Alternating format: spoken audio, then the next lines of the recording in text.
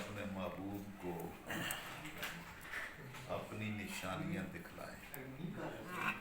سبحان الذی اسریٰ بعبدہ لیلا من المسجد الحرام الی المسجد الاقصی الذی بارکنا حولہ لنریہ من آیاتنا، تاکہ ہم آپ کو اپنی آیات اپنی نشانیاں دکھلائیں. تو وہ نشانیاں دیکھنے کے بعد اور سب سے بڑی بات اللہ رب العزت نے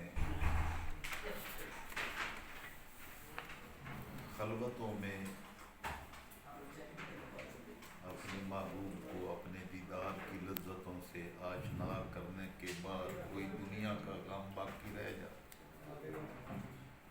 اللہ نے وہ سارے غم دور کر دیے. محبوب آپ کو پریشان ہونے کی ضرورت نہیں ہے، ہم آپ کو اپنا آپ دکھائیں گے، اپنا دیدار کروائیں گے، آپ دنیا کی ساری کلفتیں تکلیفیں بھول جائیں گے.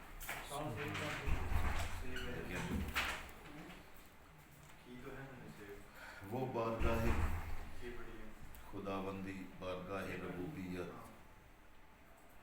ان دیدار کی لذتوں سے بیرا بند ہونے کے بعد امت کی طرف واپس لوٹنا، یہ بہت بڑا کمال تھا.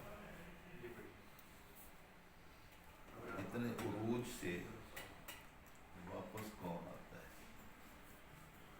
تو وہاں اس بارگاہ سے واپس دنیا میں تشریف لانا، یہ بھی امت کی خاطر تھا. امت کی خاطر آقا علیہ الصلوۃ والسلام نے اس امت کے پیار میں کیا کیا نہیں کیا. کاش امت بھی اپنے نبی کے پیار میں سب کچھ نچھاور کر دے. جس کو یہ نچھاور کرنے کا ذوق میسر نہیں آیا، اس نے گویا کچھ نہیں کیا. جس نے اپنا سب کچھ اس ذات پر، اتنی رؤوف و رحیم ذات پر اپنا سب کچھ قربان کر دیا، اسی کو ہی اصل حظ نصیب ہوا، اسی کو ہی ذوق میسر آیا.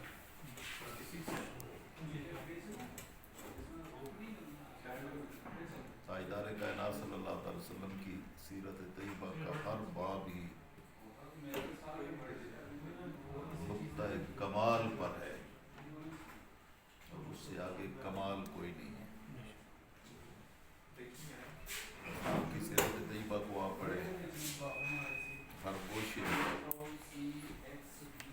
آپ کو آسمان کی بلندیاں نظر آئیں گی، وسعتیں نظر آئیں گی.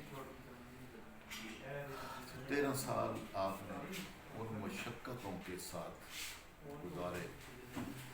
گویا دین والوں کو یہ پیغام ہے کہ یہ دین قبول کرنا اور اس کے ساتھ تمسک کوئی اتنا آسان کام نہیں ہے. آقا علیہ السلام نے ارشاد فرمایا کما قال النبی صلی اللہ علیہ وسلم کہ جو میرے ساتھ آنا چاہتا ہے وہ مشکلات کے لیے تیار ہو جائے، فقر و فاقہ کے لیے تیار ہو جائے. ظاہری وسائل نہیں ہوں گے، قربانیاں دینا ہوں گے.